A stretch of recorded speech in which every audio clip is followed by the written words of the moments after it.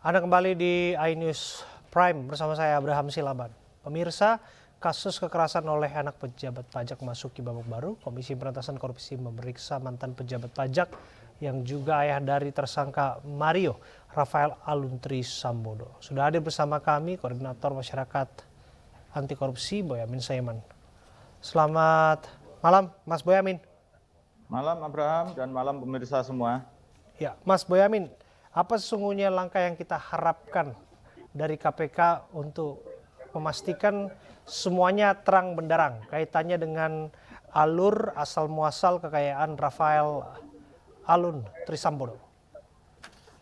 Ya, KPK tidak terbatas sebenarnya untuk Alun aja. Sebenarnya kita berbicara KPK mampu mentreatment Kementerian Keuangan untuk tata kelola perpajakan yang lebih baik, lebih transparan, dan tidak ada lagi dugaan kong-kali-kong antara petugas pajak dengan wajib pajak besar dalam rangka tidak memenuhi kewajiban pajaknya secara maksimal.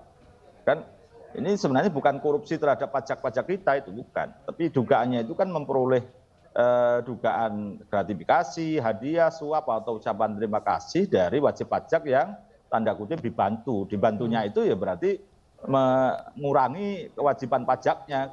Oke. Jadi ini yang sebenarnya harus dilakukan oleh KPK. Dari sisi inilah pencegahan sehingga nantinya tata kelola pajak itu akan lebih baik dan kemudian penerimaan negara juga akan bertambah, otomatis juga dugaan penyelewengannya juga berkurang. Itu yang utama itu. Oke, kalau kita lihat salah satu Jeep Rubicon yang dimilikinya dan ketika didalami pemilik kendaraan ditemukan ada di gang sempit begitu ya. Dan lagi-lagi ada saja siasat untuk mengelabui atau setidaknya mengatakan bahwa itu bukan milik mereka begitu. Pinjam dan lain sebagainya. Ini kan bukan hanya untuk Rafael saja. Ada pejabat pajak lain yang juga sedang disorot dengan kepemilikan harta yang tidak wajar. Bagaimana Anda melihatnya? Ya pasti selalu ada upaya, tapi kalau pas pamer mereka bangga itu seperti miliknya dia. Tapi kalau ada pertanyaan hukum mereka menyiapkan jawaban pinjam milik orang lain. Mana ada pinjam berhari-hari gitu kan? Nggak ada lah, itu ngeles-ngeles aja. Dan ini diperlukan talenta KPK untuk mampu mengungkap ini bagian dari nanti proses-proses berikutnya gitu. Jadi harus kita tuntut KPK-nya harus lebih cerdas bagaimana mengungkap kasus ini menjadi dugaan penyelewengan dan level lebih tinggi lagi dugaan korupsi gitu. Jadi kalau kemudian hanya retorika terus itu KPK padahal sudah sangat terlambat karena ini pernah dilaporkan tahun 2012 baru ikut kelabakan sekarang setelah masyarakat ramai karena gaya hidup hedonis dari Mario gitu. Itu yang artinya inilah yang KPK sangat terlambat, tapi ya bahkan bahasa saya itu lemot, tapi ya sekali lagi lebih baik terlambat daripada tidak sama sekali. Tapi ini nampak KPK tidak fokus apa yang mau dikerjakan.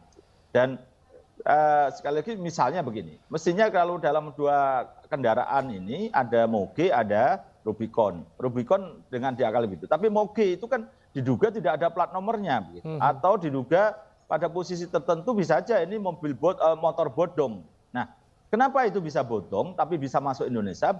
Diduga banyak impor barang-barang mewah begini yang itu masuk dengan dikamuflase dokumennya. Bisa jadi seakan-akan hanya bekas komputer dokumennya, gitu. Sehingga biaya masuknya kecil, tapi isinya ternyata moge atau mobil mewah. Sering terjadi seperti itu. Dan ini yang mestinya KPK lebih jauh ke sana juga. Selain ini memastikan moge ini sebenarnya bodong atau tidak bodong sih, kan gitu kan. Kalau bodong bagaimana cara masuknya? Nah, itu yang bisa dilacak lebih banyak. Apalagi kalau nanti ditemukan bodong, betapa celakanya kita semua ternyata pegawai pajak ini tidak diduga tidak membayar pajak. Jadi ini yang posisi yang seperti inilah. Dan saya minta kepada Bu Menteri Keuangan, sebenarnya ada sarana kok. Ada Undang-Undang nomor 9 tahun 2017 berdasarkan sebelumnya Perpu nomor 1 tahun 2017 tentang akses informasi keuangan terhadap untuk perpajakan. Jadi ini bisa diterapkan oleh Bu Sri Mulyani terhadap seluruh pegawai pajak. Semua dibuka informasinya, transaksi keuangannya, dan juga hartanya, dan kalau itu tidak memenuhi itu, jangan diangkat punya jabatan. Jadikan yang tidak punya jabatan fungsional aja. Kalau perlu ya fungsional yang di luar pajak dan bea cukai. Jadi ini yang gampang dilakukan oleh Bu Sri Mulyani untuk menerapkan undang-undang ini pada dirinya dulu gitu. Terhadap dirinya itu artinya pegawai pajak dulu, pejabat pajak dan bea cukai. Apakah mereka sudah bisa tanda kutip dipaksa melakukan declare akses informasi informasi keuangannya berkaitan dengan perpajakannya. Itu yang sebenarnya saya ingin bicara panjang lebar di situ, Abraham. Iya, tentu saja soal Moge bukan hanya Pak Rafael yang diduga punya, tapi juga ada komunitasnya yang juga harus dibubarkan. Ini karena sempat ramai juga ini. Dan itu juga pintu masuk bahwa banyak pejabat pajak yang juga memiliki harta kekayaan tak wajar ini, Pak Boyamin. Sampai pada akhirnya Bu Sri Mulyani juga kena sentil presiden. Ya, artinya kan bukan begini aja. Gaya hidup berlebihan itulah yang juga justru juga di banyak hal yang disorot gitu. Misalnya ada dugaan mereka bermain golf, itu harus lebih fokus, lebih diseriusi karena dugaannya bisa jadi biaya untuk golf itu dibiayai wajib pajak misalnya. Dan kemudian ada dugaan lobby-lobby di situ. Kalau Moge itu kadang-kadang bisa aja nggak ada lobby-lobby di situ dugaannya kan. Tapi ini yang dugaannya yang golf ini yang juga justru lebih jauh harus didalami. Kan ada perjalanan misalnya dugaannya ke Pulau Bintan misalnya golf di Lagoi Resort gitu. Nah ini yang banyak yang bisa didalami dalam konteks saya mendukung pernyataan Bu Sri Mulyani yang mengatakan ada perbaikan sistem. Nah, perbaikan sistem itu sampai banyak hal yang harus dikerjakan, bukan sekedar seperti sekarang. Khawatir saya ini kan hangat-hangat tai ayam karena ada persoalan ini baru kemudian seakan-akan gegap gempita nyopot jabatan termasuk kepala Bea Cukai Jogja karena pernah konten medsosnya bergaya hidup mewah misalnya. Nah, ini kan kalau cuma copot jabatan begini tapi tidak ada perbaikan sistem apa gunanya, Abraham?